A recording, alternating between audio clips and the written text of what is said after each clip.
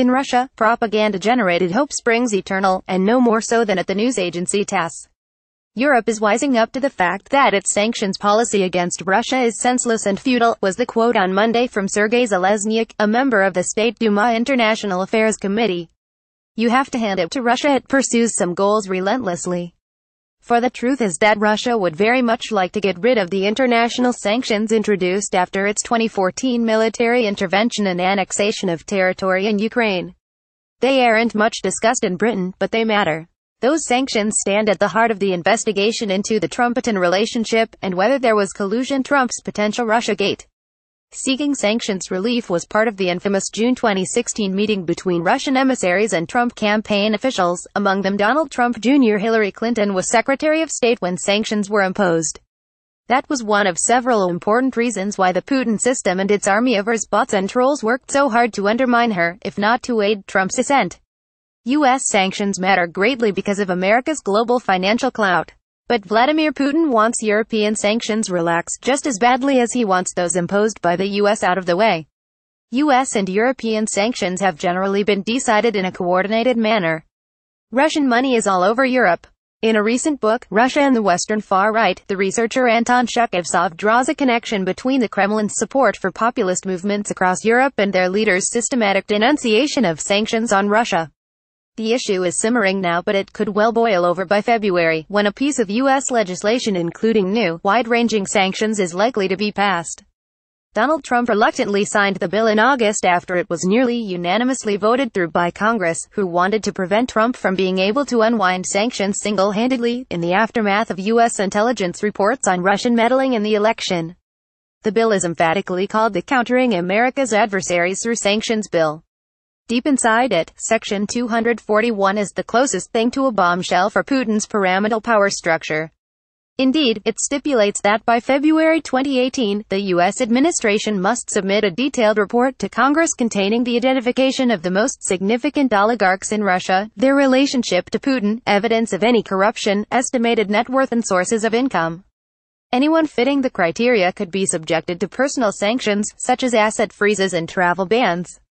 Not only would Russia's wealthiest come under unprecedented American scrutiny, but the same would happen to their family members, and anyone doing business with them in the West. As such, the scope of the bill goes much further than anything undertaken to date against members of Putin's entourage. As sanctions go, and depending on the bill's implementation, this has the potential to destabilize the regime, not just create unpleasantness for a few Putin insiders. Law firms have reportedly told oligarchs to divorce their wives and register their assets in their former spouses' names. As a result, there's been a whiff of panic among Russian oligarchs. Dan Fried, a former Obama administration sanctions coordinator now working at the Atlantic Council think tank, recently told me he's never seen anything like it.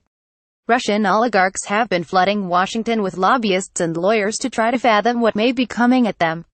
They want to know whether a blacklist of names will be drawn up, says Fried, who's been contacted by some of these emissaries and smells desperation. Reporting from Russia, the Moscow Times adds that Russia's wealthiest are at a loss as to how to circumvent the coming blow. Some law firms have reportedly advised oligarchs to divorce their wives and register all their assets in the names of their former spouses as a way of keeping them safe. Targeted, personal sanctions aimed at oligarchs create a genuine problem for Putin's hold on power. Russia is an authoritarian kleptocracy. The elite's loyalty to the president hinges greatly on the protection he can guarantee them. Putin is readying himself for re-election next March, aged 65, but he wants to be sure the ruling system he's built remains ironclad. Oligarchs dislike sanctions, especially those that make it harder for them to enjoy the wealth they've amassed and placed abroad, whether in luxury properties in London, New York and the Riviera, or in a wide network of offshore accounts, as the Panama Papers revealed. The Russian establishment may sing the tune of nationalism, but it mostly prefers to live outside of Russia, knowing well property rights are best guaranteed in places where there is the rule of law. Anyone doubting the shock this bill might represent should consider how the regime has reacted to the 2012 Magnitsky Act, which partly served as a template for the wider sanctions adopted in 2014, as well as those voted on this year.